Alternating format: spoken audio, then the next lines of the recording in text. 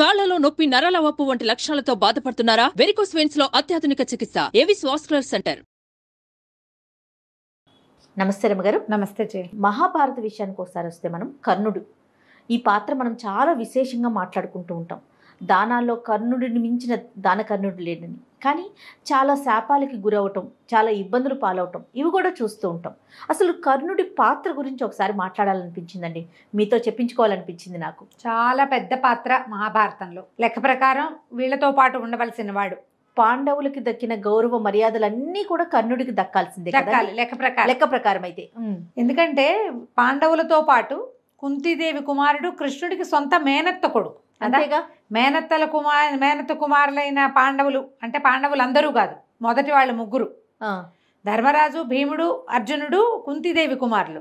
వాళ్ళు కృష్ణుడికి స్వంత మేనత్త కుమారులైతే కుంతీదేవికే జన్మించిన కర్ణుడు కూడా కృష్ణుడికి సొంత మేనత్త కుమారుడు కదా. ఒక్కసారి ఆయన జననం గురించి కూడా ఒకసారి చెప్పండి. కర్ణుడి జననం అంటే కుంతీదేవిని చిన్నతనంలో ఆవిడ చాలా విశేషమైన ప్రజ్ఞ కలిగిన బాలికట. చిన్నప్పుడు దూర్వాస మహాముని ఒకసారి వీళ్ళ రాజ్యానికి వస్తే తండ్రి అయినటువంటి కుంతిభోజుడు ఈ అమ్మాయిని ఆయన పరిచర్యకి నియోగిస్తే ఆయనకి ఎంతో పరిచర్య చేసి ఆయన దగ్గర నుంచి ఎన్నో మంత్రశాస్త్ర రహస్యాలు అవి తెలుసుకునేది.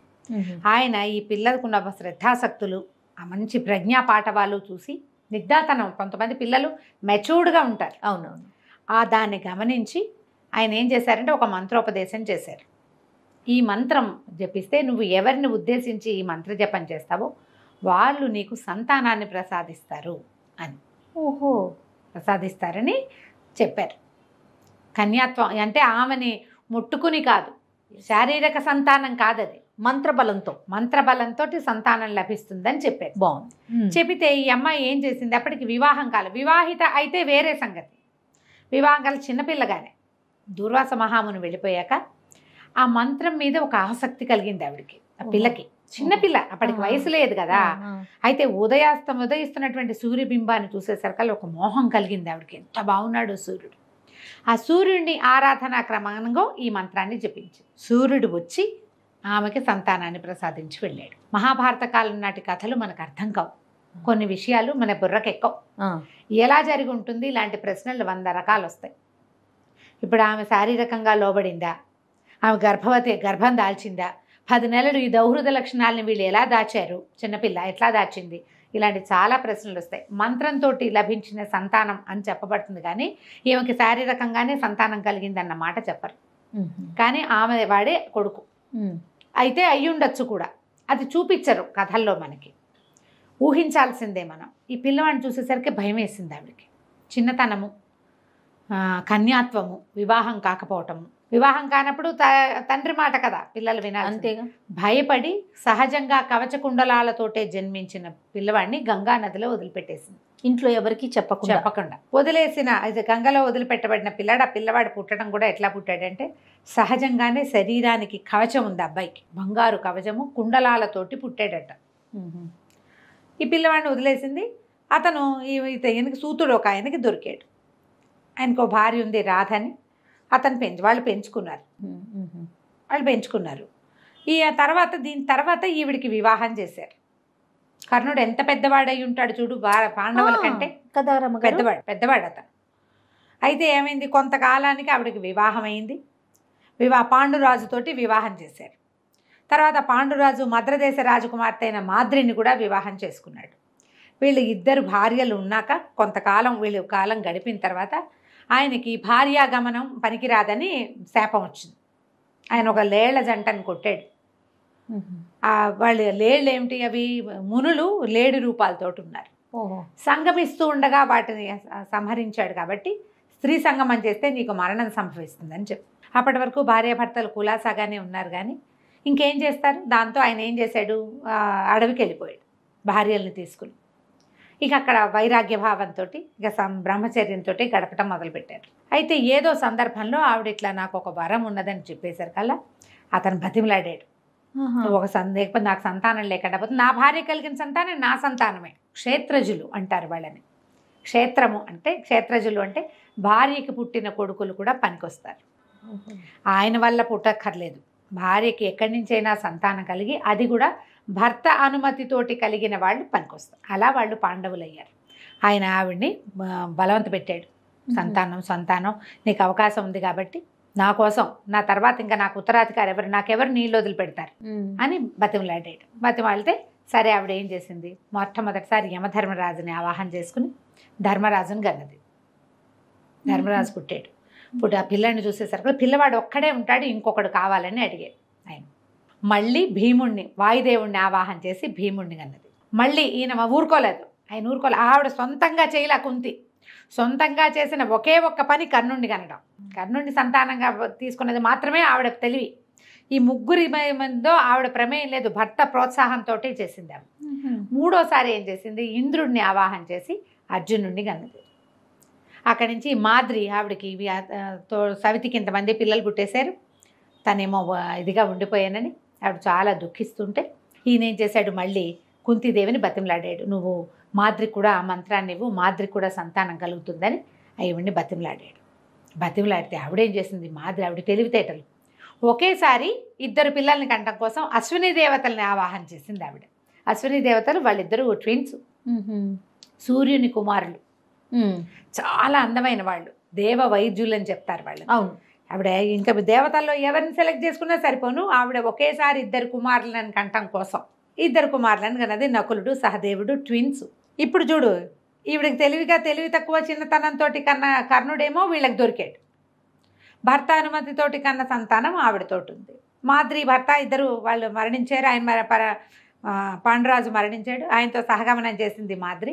ఆమె యొక్క సంతానాన్ని ఈవిడే పెంచింది. ఆవిడ సహగమనం చేశారు. సహగమనం చేసింది. వీళ్ళు ఏమైందంటే ఇట్లా కొంచెం పిల్లలు పెద్దవాళ్ళు అయ్యి పాడుతూ ఉండగా ఒకసారి ఎప్పుడు ఆయన ఉద్రేకపడి భార్యా సంగమం చేసి మరణించాడు మాద్రితోటి. దాంతో తన వల్లే భర్త మరణించాడని, నా పిల్లల్ని నువ్వు పెంచు, పైగా ఈ వరం నీది, నువ్విచ్చిన వరంతో నేను కన్నాను, ఈ పిల్లల్ని కూడా నువ్వే పెంచమని ఆ ఇద్దరు కుమారులని కుంతీదేవికి అప్పచెప్పి మాద్రి కూడా సహగమనం చేసింది భర్తతోటి. ఓహో. వీళ్ళ నుంచి సెపరేట్ అయిపోయిన కర్ణుడు ఇప్పుడు వీళ్ళ తర్వాత తల్లికి వివాహం అయింది. ఆ తర్వాత కొంతకాలానికి ఇదైంది.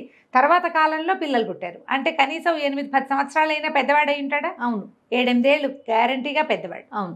ఈ దొరికిన కుమారుడు వీళ్ళకి దొరికాడు. వీళ్ళు ఏం చేశారు, తమ జాతికి సంబంధించిన రథాలు తోలటం అవి మొదలుపెట్టారు. సహజంగా ఈ క్షత్రియ కన్యకి పుట్టడం వల్ల, సూర్యభగవానుని అంశవటం వల్ల ఆయనలో క్షాత్ర తేజం ఉండేది.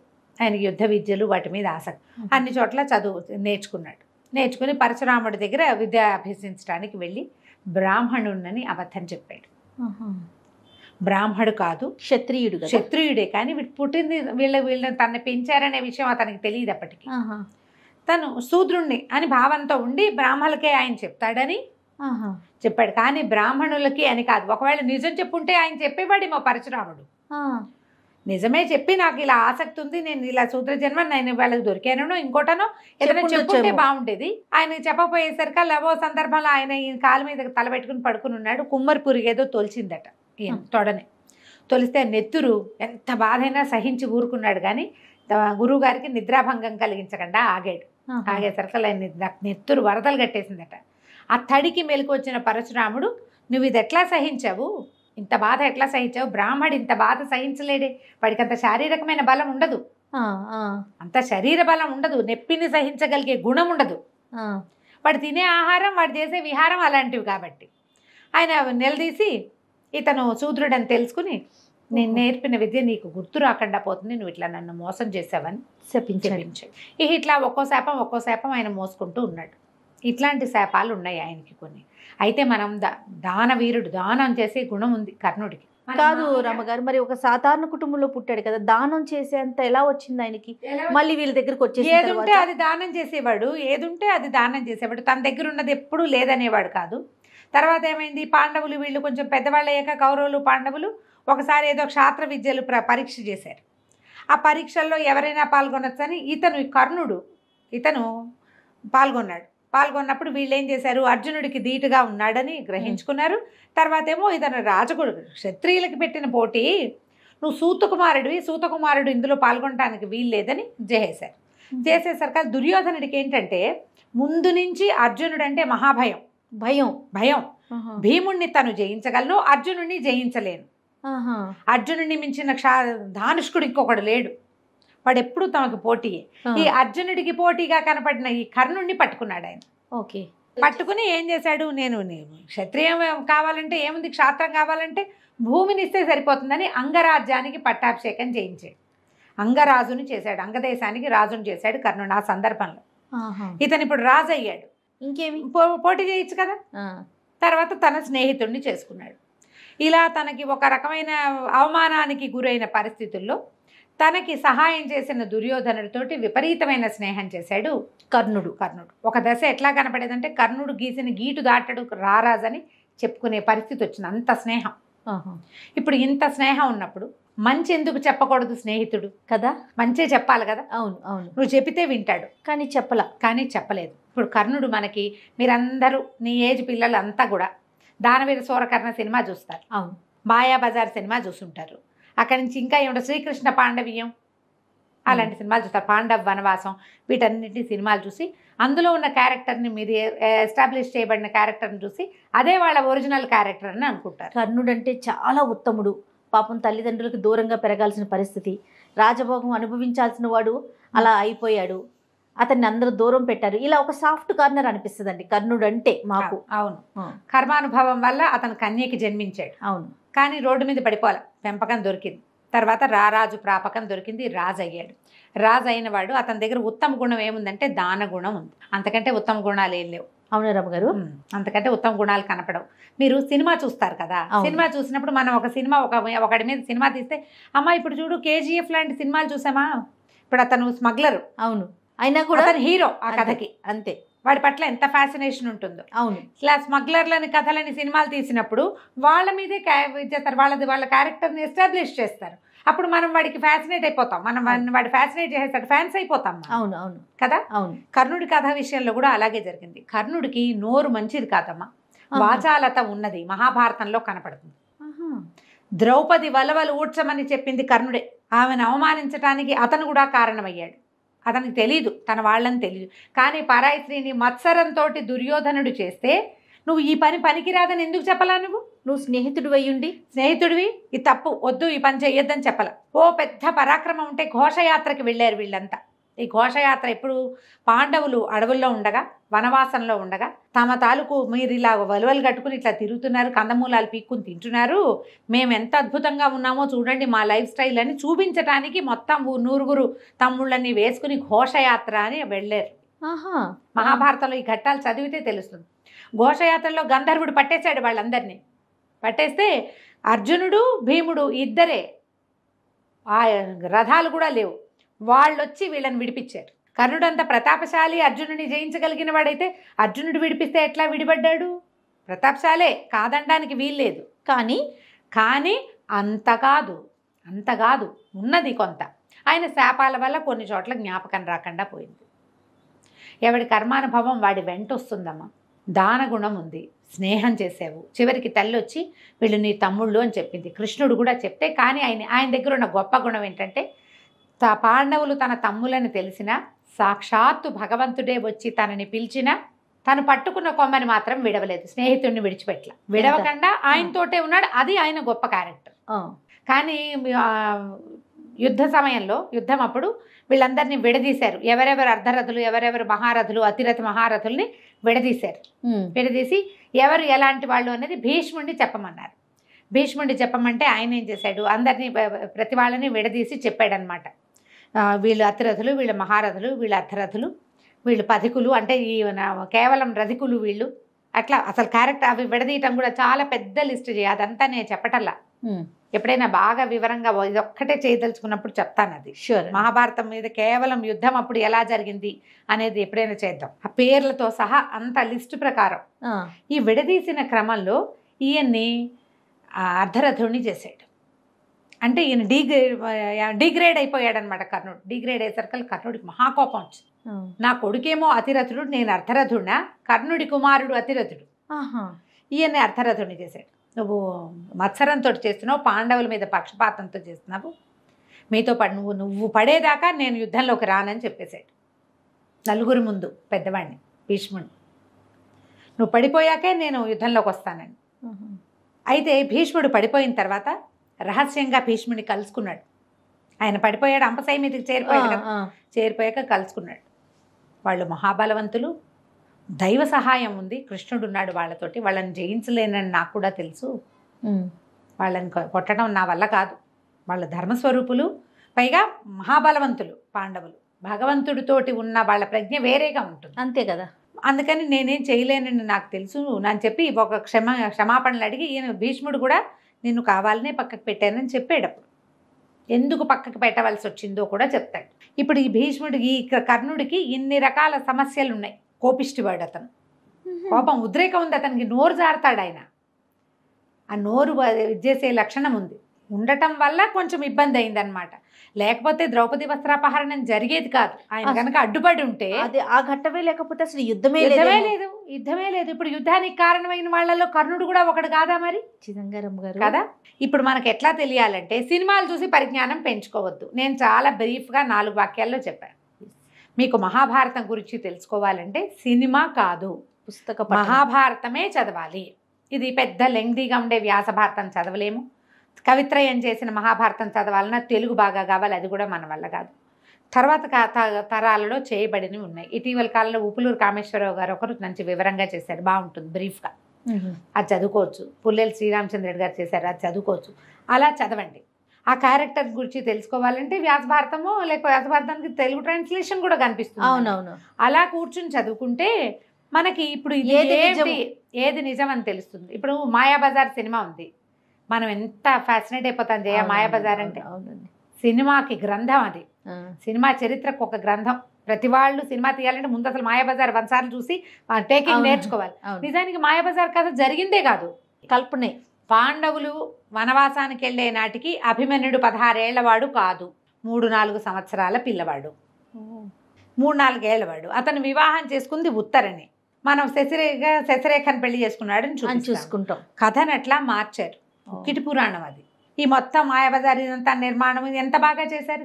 కృష్ణుడు క్యారెక్టర్ అద్భుతంగా. ద్రౌపది వస్త్రాపహరణ నాటికి 2-3 సంవత్సరాల పసిపిల్లవాడు. మనకి ఎట్లా కనబడుతుంది సినిమాలో, వస్త్రాపహరణం అయిన తర్వాత వాళ్ళు అడవులకు వెళ్ళిపోయారు, ఈవిడ వచ్చేసింది మన సుభద్రాదేవి ఇక్కడికి వచ్చింది, ఇంత ఎత్తైన పిల్లాన్ని తీసుకుని అని. అది జరగలా, కానీ మనం జరిగిందని నిజమని నమ్ముతాం. దాన్ని సినిమా మన్నట్ల దీంట్లో పెడుతుంది. దానవీర శూరకర్ణ సినిమా తీసినప్పుడు ఇలాగే ప్రత్యేకంగా చెప్పబడింది. ఆయన క్యారెక్టర్ని ఎలివేట్ చేశాడు. ఆయన పన్ను పీకిచ్చాడు, అది పీకిచ్చాడు, ఇది చేసేసాడు, అది చేసేసాడు, ఓల్డ్ అని కథలు దాని మీద రకరకాలు పుడతాయి. అయితే తన ఒంటి మీద ఉన్న కవచ కుండలాలని తీసి ఇచ్చింది మాత్రం నిజం, యుద్ధంలో జరిగింది. అది ఇంద్రుడు వచ్చి అడిగాడు, కవచ కుండలాలు అడిగితే కవచ కుండలాలు ఇచ్చి శక్తి అనే ఒక ఆయుధాన్ని ఇచ్చాడు ఇంద్రుడు. ఒక్కసారే నువ్వు ప్రయోగించగలవు అని. కర్ణుడు దాన్ని అర్జునుడి కోసం అట్టపెట్టుకున్నాడు. అర్జునుడి కోసం అట్టపెట్టుకుంటే కృష్ణుడికి ఆ సంగతి తెలుసు, శక్తి అర్జునుడి మీద పనిచేస్తుంది. అందుకని ఘటోత్కచుడిని దింపాడు రంగంలోకి. ఘటోత్కచుడు రాక్షస యుద్ధం చేశాడు, రాత్రిపూట రాక్షసుడు కదా. ఘటోత్కచుడు వచ్చేసరికల్లా ఇక అతను మొత్తం నిర్వంశం చేసేసేలాగా ఉన్నాడని, నీ దగ్గర ఉన్న ఆయుధాన్ని ఇతని మీద ప్రయోగించమని దుర్యోధనుడు బాగా బలవంతం చేస్తే అర్జునుడి కోసం దాచి ఉంచిన ఆయుధాన్ని ఘటోత్కచుడి మీద శక్తిని ప్రయోగించాల్సి వచ్చింది. తల్లి వచ్చి అడిగిన ఆయన గొప్పతనాలు ఇవి అనమాట.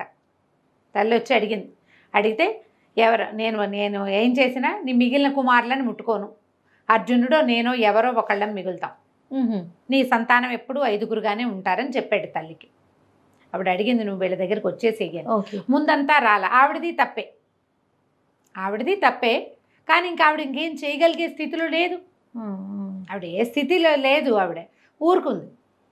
ఈ రహస్యం తెలిసిన కృష్ణుడు కూడా ముందంతా ఎప్పుడూ మాట్లాడలా, యుద్ధంలోనే మాట్లాడాడు. సమయం వచ్చినప్పుడే నువ్వు ఇప్పటికైనా సరే.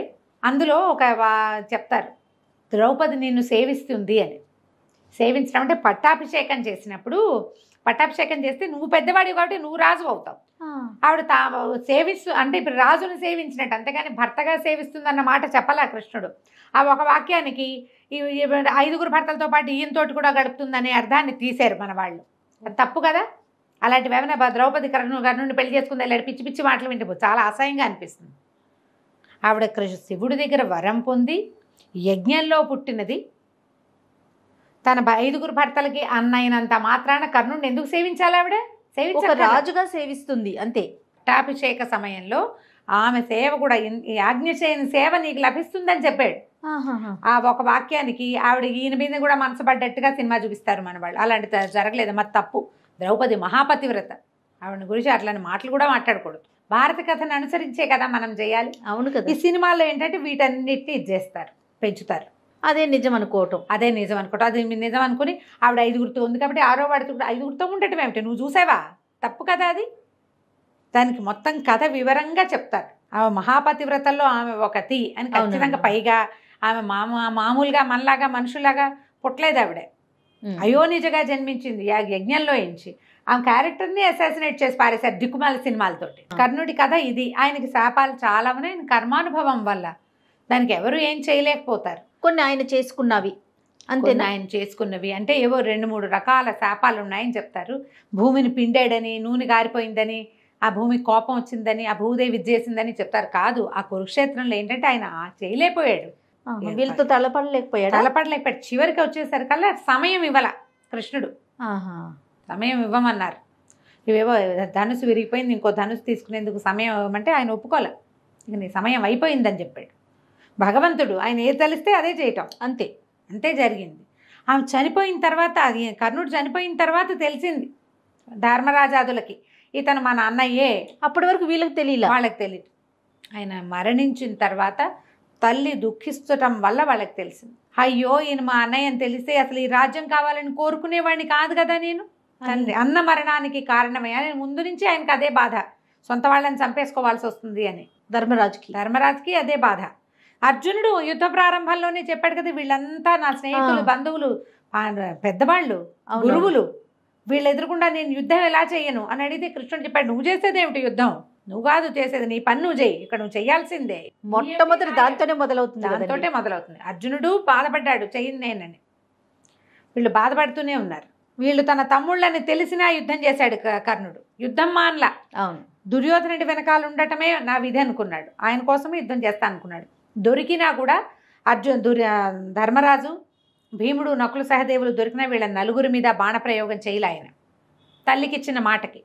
లేకపోతే కొట్టేవాడు. కానీ వాళ్ళు ఆవిడకి ఇచ్చాడు కాబట్టి మాట, వాళ్ళని కొట్టలేదు. అర్జునుడితోటే తలపడ్డాడు. అర్జునుడితో మాత్రమే తలపడ్డాడు. బోల్డ్ అన్ని రకాలు ఉంటాయి జయ. ఎలా అంటే మనం ఏ హీరో గురించి ఎవరి గురించి చెప్పుకుంటున్నామో వాళ్ళ గొప్పతనాన్ని గురించే మనం మాట్లాడుకుంటూ ఉంటాం. నిజాలు మనం మాట్లాడం. ఆ క్షణానికి వాళ్ళు చేసిందే న్యాయం. వాళ్ళు చేసే జస్టిఫికేషన్ ఇచ్చేసుకుంటాం కదా. జస్టిఫికేషన్ ఇచ్చేసుకుని వాడిని హీరోని చేసేస్తాం.